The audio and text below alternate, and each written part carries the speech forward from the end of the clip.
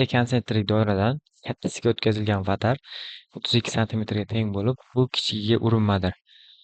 Agar hosil bo'lgan halqaning kengligi 8 santimetr bo'lsa, har bir doira radiusini uzunligini aniqlang. Xo'p, AB vatarimiz katta doiraga vatar bo'ladi, kichkina doiraga urinma. Uzunligi 32 santimetrga teng.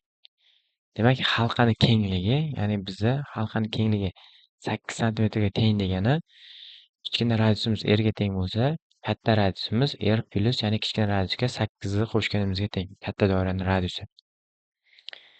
Xo'p. Aylanalar markazi O nuqta. Konsentrik degani uchun ikkita aylananing markazi bir nuqtada joylashadi. Ya'ni shu nuqta O nuqta. O nuqta bilan B hamda A nuqtani tutashtiramiz. Natijada bu bizga radius beradi. Ikki tomoni ham radius. Uchburchak AOB uchburchagimiz teng yo'lli bo'lgani uchun uchdan tushirilgan balandlik ham sektorsa ham mediani bo'ladi. Mediani bo'lib, asosini teng ikki qismga ajratadi. 16, 16. Bu yergacha bo'lgan masofa, balandligimiz kichigina aylana radiusiga teng. Demak, n nuqta bilan belgilasak, uchburchak ONB dan to'g'ri burchakli uchburchak bo'lgani uchun radius kvadratga 16 ning kvadrati tenglik gipotenuzaning kvadratiga teng.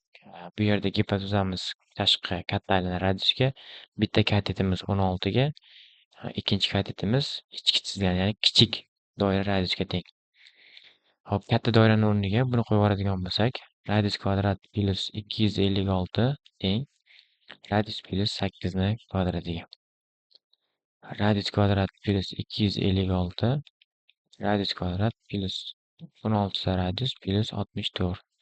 Bular o'zaro qisqarib ketadi. 16 ta radiusimiz teng 192 ga, radiusimiz teng 12 ga. Katta doiraning radiusi 12 qo'shilgan 8, ya'ni 20. Demak, javob aylanalar radiuslari 12 va 20 santimetrga teng ekan.